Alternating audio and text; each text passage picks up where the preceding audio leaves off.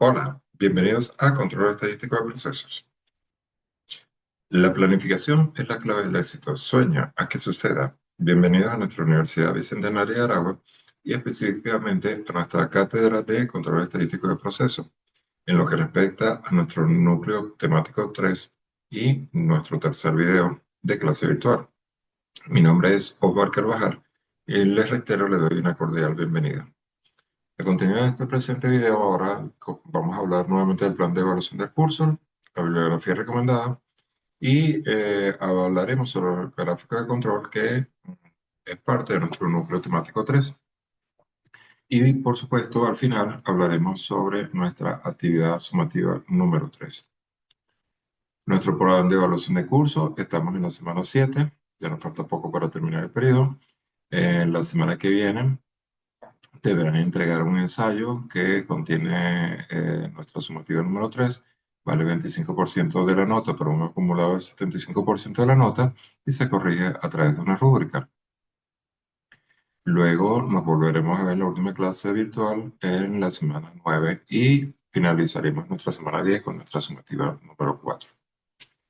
La competencia específica de este núcleo temático 3 busca analizar los conceptos básicos de control estadístico de procesos para el mejoramiento continuo en las organizaciones, dentro de la comunidad temática gráficos de control. Los temas de estudio que involucra acá, hablamos sobre el concepto estadístico de un gráfico de control, los tipos de gráficos de control, lo que son gráficos de control por variables y por atributos, su interpretación y análisis, la inspección de calidad y los tipos de inspección de calidad como temas complementarios. La bibliografía recomendada la tienen acá. Nuevamente hago mención. Corregí muchos trabajos ahorita y casi la mitad de los trabajos, pero bastante elevados, están hechos con inteligencia artificial. Justamente cuando la condición primaria que he dado en el video 1, el video 2 y en este video es no utilizar inteligencia artificial. Si están tratando de engañarme, perfecto. Una buena parte no pudo. Y probablemente alguno se me escapó. Pero la falta de ética y de compromiso hacia los estudios de la materia es muy grande. Así que les recomiendo, si quieren ser unos buenos profesionales, olvídense de la inteligencia artificial por los momentos y dedíquense a estudiar e investigar, que es lo que les interesa para su formación. No me utilicen Wikipedia y Conipedia, igualito. Trabajo con, lo primero que veo es copiar Wikipedia. Inclusive un trabajo en que no me lo ponen en la bibliografía, pero en el contexto, como copia y pegué, no se dan cuenta de lo que hacen. Me colocaron en el trabajo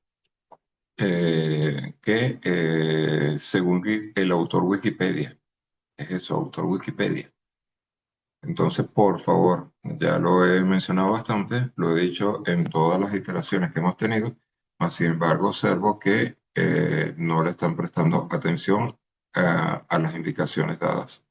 Así que reitero, no utilizar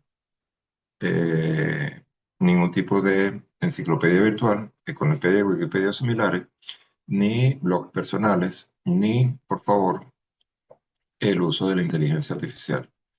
Lo más triste es que dan por hecho la información que les suministran y no se dan cuenta. Y de nada sirve decirle, dame el ensayo, y entonces empiezo el ensayo con cosas que verdaderamente no son naturales en un estudiante. Y se detecta inmediatamente. Así que por favor.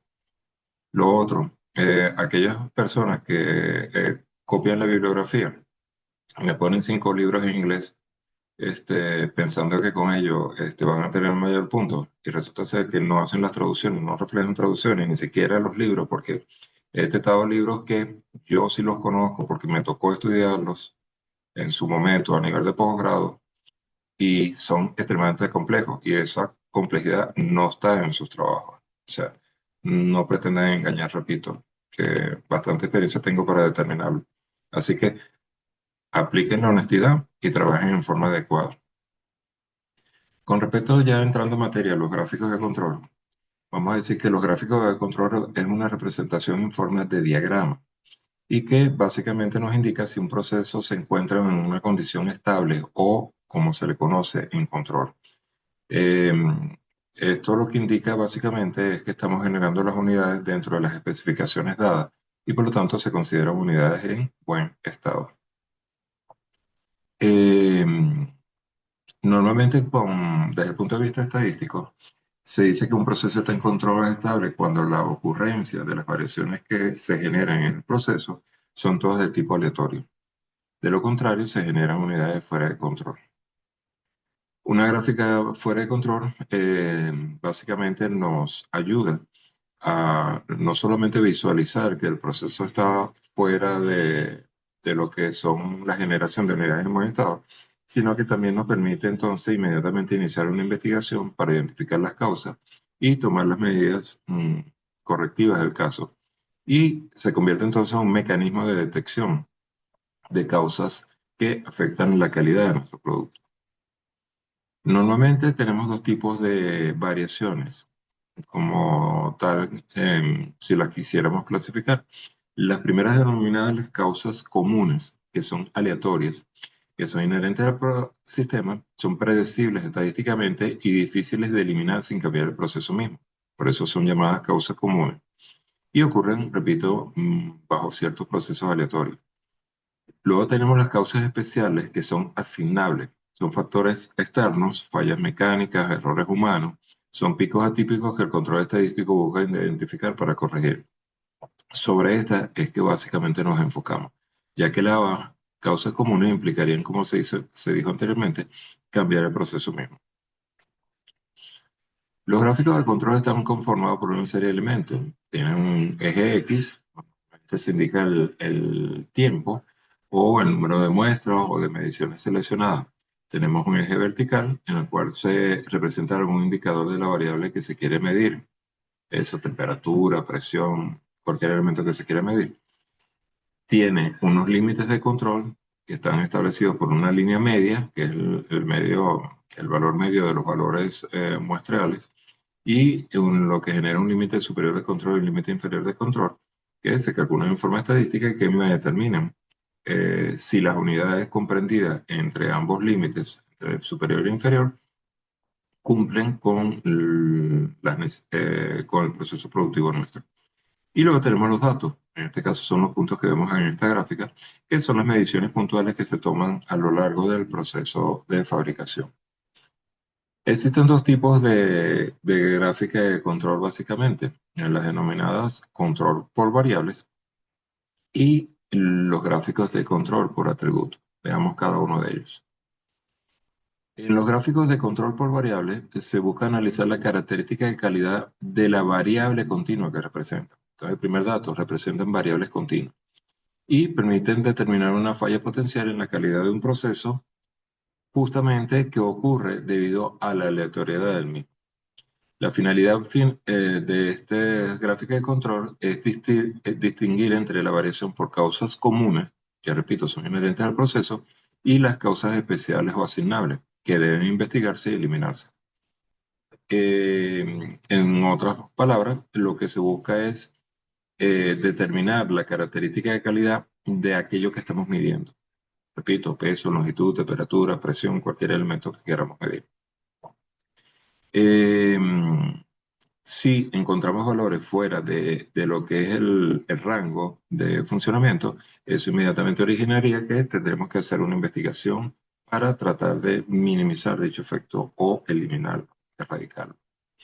Las gráficas de control por variables las encontramos de varios tipos. Tenemos las gráficas X, que muestra qué tanto se leen los datos de la tendencia central o la medida de los valores de los datos que tenemos. Las gráficas R, que trabaja con la dispersión o la uniformidad de un proceso dentro de una muestra, qué tan disperso está con respecto entre sí a sus valores. Y tanto la gráfica R, X como la R son usualmente las más utilizadas.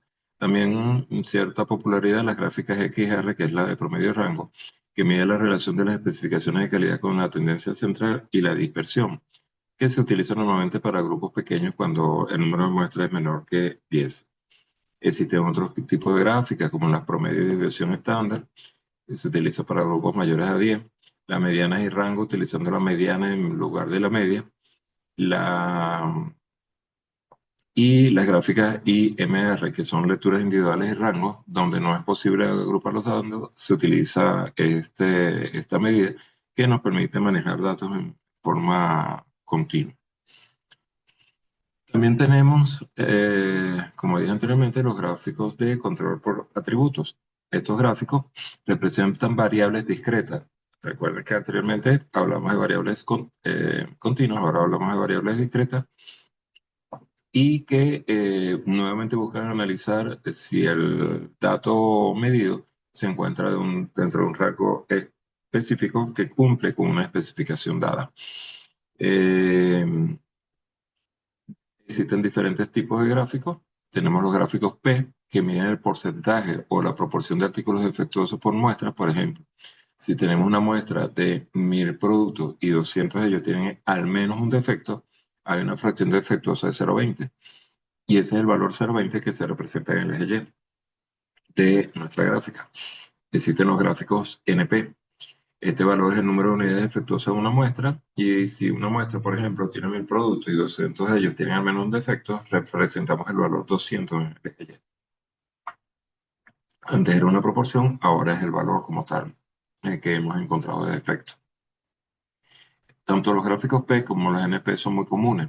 También tenemos con cierto uso los gráficos C, que representan el número de defectos por unidad de producción durante el periodo de muestreo. Y, por ejemplo, si tenemos una zona desgastada, una chaqueta de cuero, y la chaqueta tiene más de 5 zonas desgastadas, se considera todo ello como una unidad no conforme. Los gráficos U, que miden los promedios de los efectos por unidad de inspección durante un periodo de muestreo dado. Entonces, nuestro proceso lo podemos medir como elementos, ya sea por gráficas de control por variable, que ya dijimos que representan características en las cuales nuestra variable ocurre en forma continua, o a través de nuestras gráficas de control por atributos, si nuestro proceso posee características de una distribución discreta. El punto clave en este tema es que nosotros podemos monitorear las unidades buenas o malas con los gráficos P o los NP, y si queremos contar los defectos lo hacemos con los gráficos C o U. En este caso, obviamente estoy hablando de las gráficas de control por atributos, que son justamente las discretas.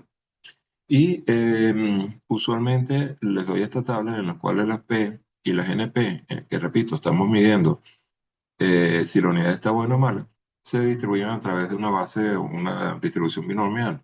Tenemos que reflejar nuestros conocimientos estadísticos y observan la aplicación. Por ejemplo, los P miden la fracción defectuosa y me da una proporción de unidades no conformes. Si es NP, es el número de unidades defectuosas y me representa el conteo de unidades no conformes. Cuando hablamos de C, hablamos de una distribución de Poisson, en el cual representamos el número de defectos como el conteo total de unidades de defectos en una unidad. Y cuando hablamos de U, son defectos por unidad que se distribuyen a través de una Poisson y representan el promedio de defectos por unidad. Esta tablita es clave para que entiendan la diferencia entre uno y otro elemento.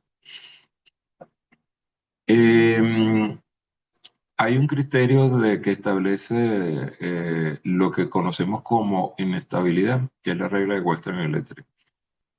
Y básicamente lo que me refleja es que un proceso no solo está fuera de control si un punto sale de los límites.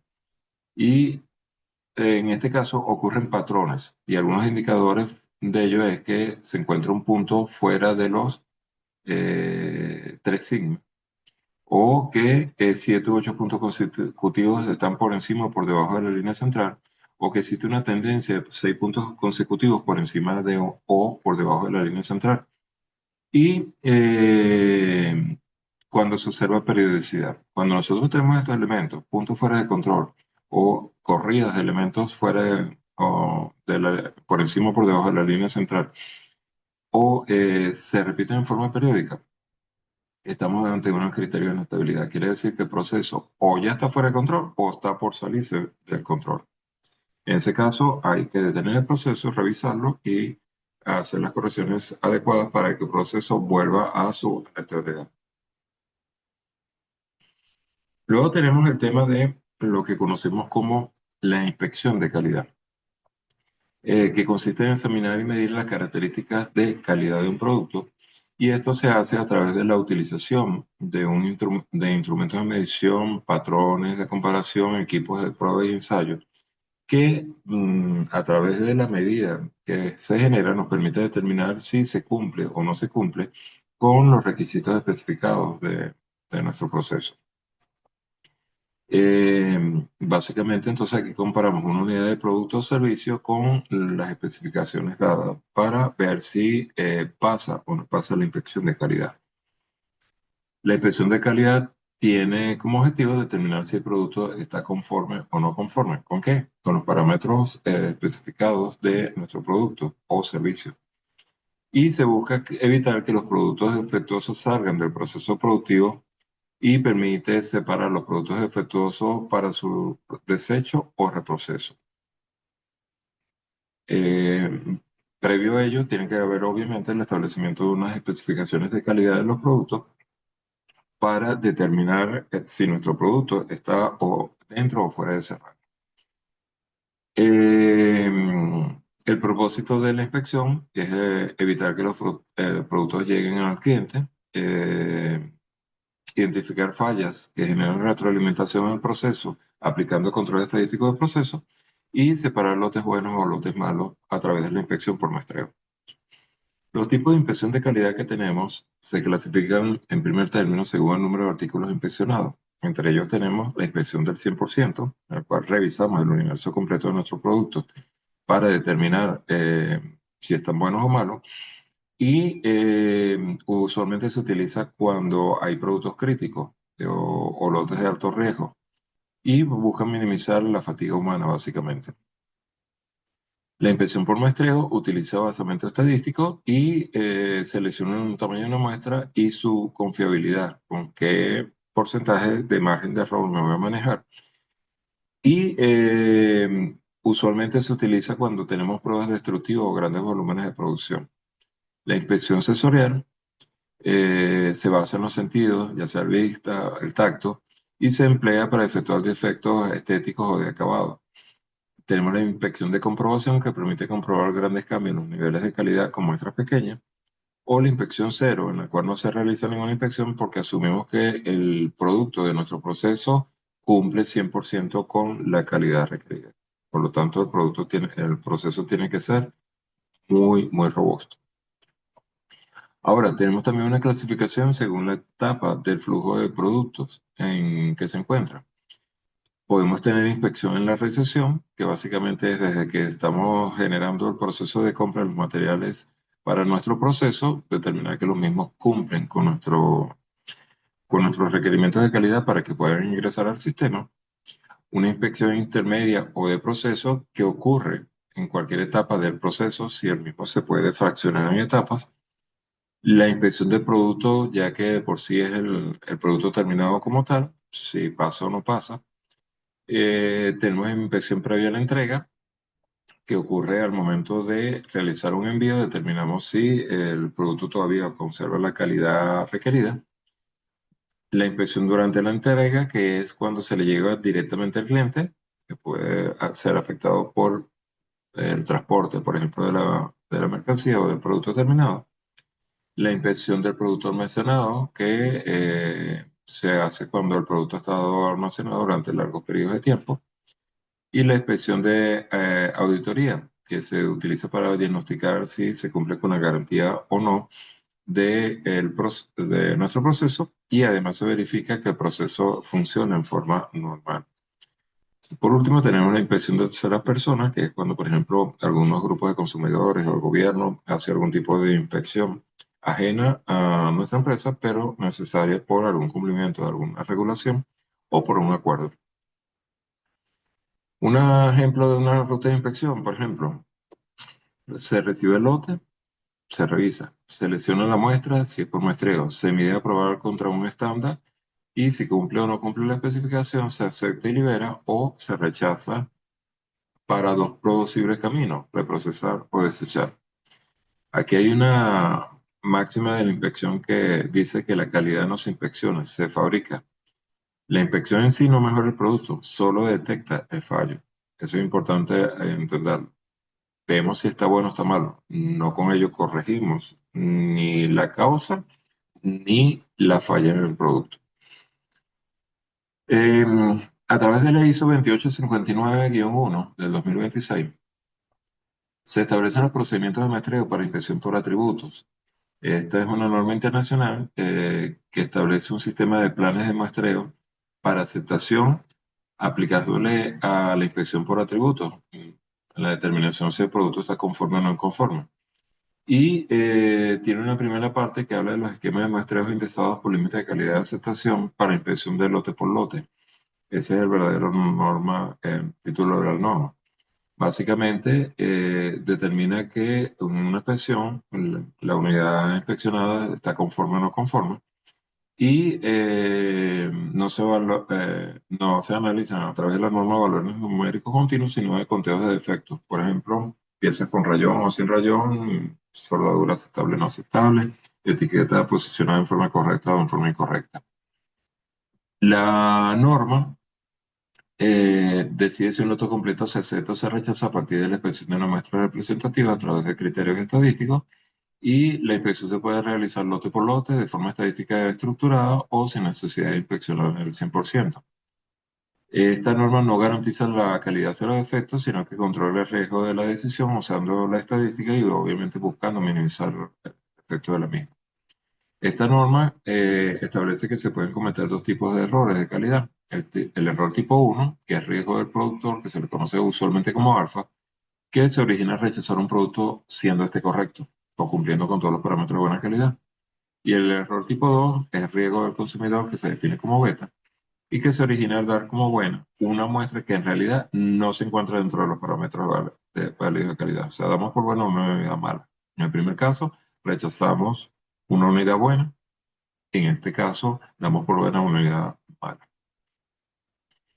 ¿Cuál es la relación entre la ISO y el control estadístico de proceso? Bueno, mientras que la ISO decide sobre el lote, en el control estadístico analizamos el proceso.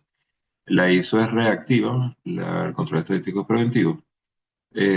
Utiliza la ISO muestra puntual, nosotros en el control estadístico monitoreamos en forma continua y en la ISO se busca detectar el problema y en el control estadístico buscamos eliminar la causa.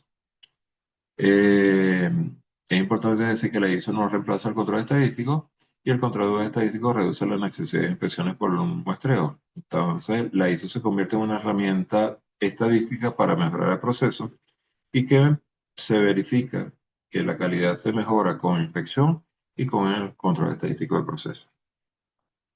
Dicho esto, que cubre todo el temario de nuestra unidad temática 3, nos toca hablar sobre el tipo de actividad o ensayo, o mejor dicho, que es del tipo ensayo. En ello vamos a trabajar otra vez con las características del ensayo, hago la acotación en los trabajos corregidos. Los ensayos, ya lo dije, lo establecí en la actividad, diera la impresión que no leen lo que se indica en la actividad, no ven el video tampoco. Encontramos que un ensayo lleva una introducción, una conclusión, pero no como título, no utilicen títulos. Entonces consigo trabajos que ponen introducción y desarrollo. No, eso está malo. Se introduce el tema, siempre indicando en forma de contenido de una página mínimo en qué consiste el tema, cómo lo voy a tratar y qué es lo que muestro en mi trabajo. Consigo trabajos que ponen un párrafo, dos párrafos, no llenan el requerimiento de extensión indicado. Y en algunos, no sé por qué en muchos trabajos pusieron introducción, no pusieron conclusiones. Las conclusiones hay que colocarlas nuevamente sin un título como tal. Este ensayo particularmente vamos a requerir que explique detalladamente el concepto de control estadístico de atributos, enfocándose en los gráficos de control para proporcionar gráficos P y números efectuosos gráficos NP. Describe cómo se construyen e interpretan estos gráficos y proporciona un ejemplo de su aplicación en un contexto industrial o de servicio. Desarrolla al menos tres conceptos sobre los estadísticos de muestreo de aceptación y define la inspección de calidad de sus tipos. En una tabla muestra las ventajas y desventajas de cada una. Hasta ese momento, el punto 1 y el punto 2 y el punto 3 lo pueden desarrollar con su procesador de palabras. ¿Ok? El siguiente punto, que es igualmente debe desarrollar un ejemplo realizado a mano. Fíjense que ahorita es que dice un ejemplo realizado a mano. La primera parte, 1, 2, 3, lo pueden hacer con el procesador, que permite comparar y contrastar las gráficas de control de las variables XR con las gráficas de control de atributos PNP, indicando cuándo es apropiado utilizar cada gráfica y las consideraciones clave para su representación. Este último párrafo es parte de la tarea y se desarrolla a mano, repito. Los ejercicios por realizar deben ser a mano, no, como dije anteriormente, deben contener su número de cédula, nombre y a su vez ser pegada la imagen en el archivo Word respectivo. Deben presentar una mixtura entre las fuentes consultadas y el aporte teórico explicativo, argumentando el aporte. Recuerde que el ensayo es que yo leo, interpreto y escribo. Eh, Todo ensayo lleva una introducción y una conclusión, pero las mismas se insertan dentro del contexto de desarrollo de trabajo. En ningún caso constituye un título aparte en el ensayo. Para aquellos que dicen que no lo indiqué, está indicado en la actividad también. Todo ensayo es desarrollado en primera persona, ya que es una reflexión personal, tal como estaba comentando hace un momento, sobre el tema solicitado. Si es necesario incluir una cita textual, la misma debe ser indicada por la norma JAPA. Si utilice un libro en inglés, en francés o en alemán, como hicieron en algunos trabajos, debe estar indicado si la traducción o cómo se generó la traducción de ese concepto. Por favor, seguir las normas del manual de trabajo de grado. No sé de dónde salió, hay estudiantes que han tomado por costumbre hacer trabajos centrados, todo el trabajo centrado. Eso es un error, eso no es un informe técnico, por favor. Margen superior izquierdo 4 centímetros y 3 centímetros recto, letra Arial 2, interlineado 1.5. Muchos trabajos que no leen las indicaciones dadas. No peguen el link, no serán corregidos. O sea, no me coloquen, vea el ejercicio en tal site. No, simplemente no se corrige. En cuanto a las referencias bibliográficas, insisto, se deben utilizar fuentes confiables del área del control estadístico de procesos, de la estadística, páginas web genéricas como Wikipedia, Conipedia, blogs personales o páginas generales de información similares. Y las fuentes de investigación con inteligencia artificial no son fuentes confirmadas o veraces para estudios formales, son fuentes informativas de recopilación de información, por lo tanto, no pueden ser utilizadas como fuentes de referencia. ¿Qué más? Ni siquiera lo coloco, pensando que no me voy a dar cuenta. Deben describir la fuente según las normas APA. Recuerden que tengo forma de determinarlo. Las actividades sugeridas para el aprendizaje autónomo es realizar un recorrido por la unidad de estudio, elaborar conclusiones con base en la lectura realizada. Tienen mi archivo de control estadístico de procesos que tienen estos temas. Obviamente es para consulta, no para desarrollo del trabajo. Y puede visualizar videos en YouTube sobre gráfica de control por variables, inspección de calidad, tipos de inspección de calidad, utilizando esos títulos que les doy. Los resultados se comunican a través del informe escrito en Word, con una portada institucional de una página, desarrollo mínimo de 10 páginas y referencia en formato APA de una página. La ponderación máxima, 25%. Corregimos el contenido, el análisis, la presentación y uso de imagen, introducción y conclusiones, desarrollo de ejercicio y uso de fuentes bibliográficas de la investigación con 15 puntos cada uno de esos elementos, que hacen un total de 90, y la puntualidad de la entrega que vale 10 puntos. Eso está especificado en la rúbrica, la cual deben leer haciendo la tarea completa. La fecha de inicio empieza el 9 de marzo, fecha de cierre el 13 de marzo y la fecha límite es el 17 de marzo. Si usted entrega su trabajo entre 9 y 13 a la medianoche, tiene 100% de la nota o se corrige sobre el 100% de la nota, quise decir. Y si usted entrega entre la fecha del cierre a la medianoche y la fecha límite a la medianoche, su trabajo se ha corregido con sobre 90 puntos. Cualquier duda, pregunta, inquietud que tengan, pueden utilizar el foro de dudas, la mensajería, que la reviso prácticamente a diario, y a través del próximo encuentro síncrono que nos corresponde en la semana 9, dentro de 2 semanas. Utilicen estos mecanismos, por favor, de consulta ante cualquier inquietud. Después no me reclamen cuando les corrijo que no lo dije o no lo indiqué. Hagan las preguntas respectivas para que, y sobre todo, léanse las rúbricas que no las están leyendo, para que vean los contenidos tal cual se corrigen. La función de eso es que corrijo. ¿De acuerdo? Repito, cualquier duda, inquietud, estoy completamente a la orden. Eh, Espero que podamos tener un fin de periodo de forma adecuada y reitero la invitación a la investigación con honestidad, por favor. Nos vemos en un próximo encuentro. Hasta la próxima.